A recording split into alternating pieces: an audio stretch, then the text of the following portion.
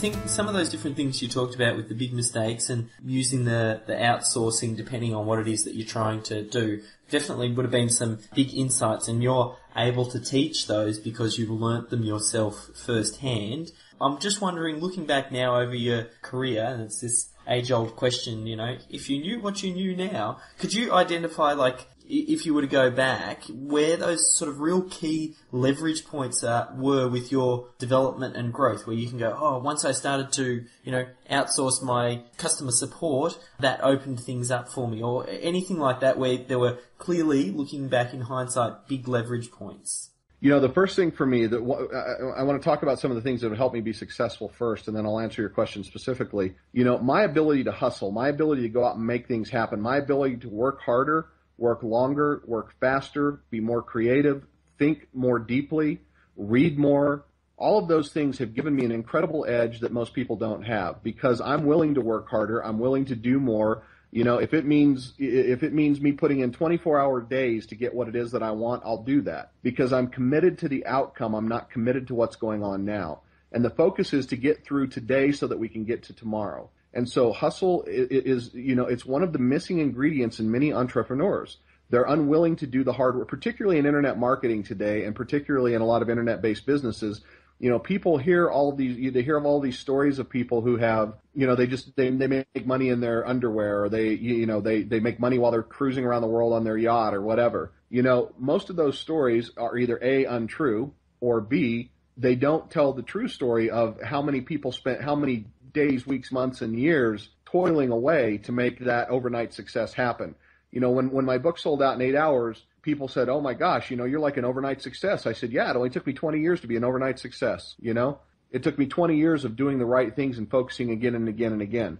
That said, the things that for me have been the real turning points in my career personally, once I began making high-level joint ventures with people, other people who had solid followings, who could endorse me and who would endorse me, people like Chris Howard, Harv Eker, Mark Victor Hansen, Tony Robbins, all these kind of people who I've been able to work with, those sorts of things, that whole process took my business to a new level, because now I was interacting with massive audiences and much more credible people who were endorsing me. But I didn't start with those people. Those weren't my first JVs. My first joint ventures were with people who were not necessarily the best known people. Some of the people I first joint ventured with only had 200 people on their list, but the 200 people on their list were dedicated to them. They were their close friends. They were their close business associates. They were people who had great trust.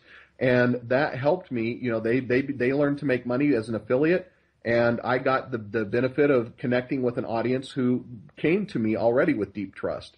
So that, developing powerful joint ventures were very important to me. Moving away from the idea that I had to do everything internally and allowing stuff to go outside of my business and the employees that I had in my business made a big difference. At one point I had 9 employees working in my business who were doing all kinds of different things. And I did the math one day and I said, I think I can outsource this for less money. And so I kept a small staff, my assistant and my brother, who does all my video editing and that kind of thing. And that became my staff. And, and I made them work harder, frankly, but I paid them well for it. They had to do a few more things, sure, but the result was I was able to outsource many of the things that these other people had been doing.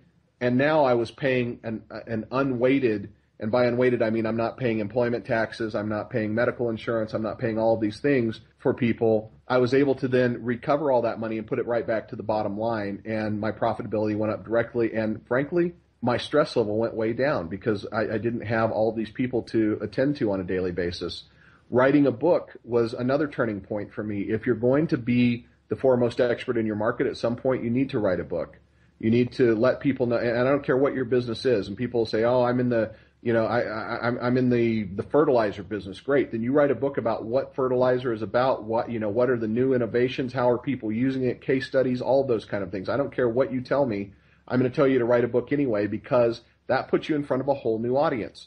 Even if it does nothing more than just expose you to at trade shows and places like that where you can come and talk about your book, it gives you such a deep level of credibility that people still instantly and subconsciously respect that. So those were big things that were turning points for me. The big things now that are turning points for me today is obviously is embracing social media. When I was probably, I'm sure I was in one of the first people to sign up on Twitter. I was on Twitter in very early 2007 or late 2006. And, I embrace technologies early now, and I figure out how they're going to work. So for me, embracing social media early and learning what about it really worked was something that was very powerful for me and took my business to the next level. So anybody who's thinking about growing their business or starting their business, they can look at that and say, okay, I'd better be embracing this. But what they should also be doing is reading my blog, for example, and seeing what I'm embracing next, because I talk about all that stuff very openly about my successes and failures and how it works.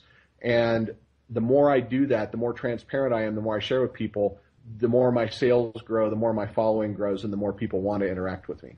Very cool. There are quite a few little key points that you mentioned there.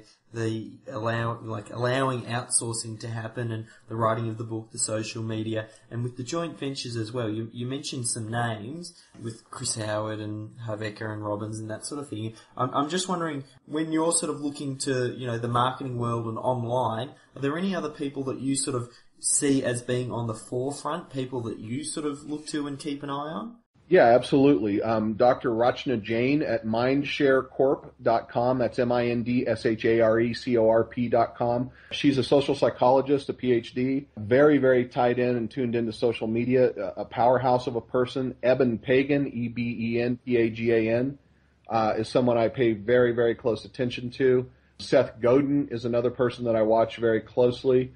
There's probably a dozen more that I find very compelling, very interesting, who have very useful stuff. Tim Ferriss is another person to watch very closely. Tim Ferriss of the 4 Hour Work Week. He's got a lot of great information, not necessarily about the 4 Hour Work Week, but about how he runs his business and why he runs it the way that he does. Those things are, I think, invaluable in studying, because this is somebody who's incredibly successful. Chris Brogan for social media is also very good. And if you want to find out what's going wrong in internet marketing, I encourage everybody to read the blog called saltydroid.info, INFO. This is a guy who is an attorney who's systematically taking apart internet marketers, and he's talking about why he's going after them so hard. It's an irreverent and sometimes sort of, uses a lot of bad language and that kind of thing at times, but it's a good look at what not to do and why not to do it. Very cool. I think you're definitely someone that people should keep an eye on. You're specific, consistent, and well planned. If people want to make sure that they keep in contact with what you're doing, what's the best way people can find you?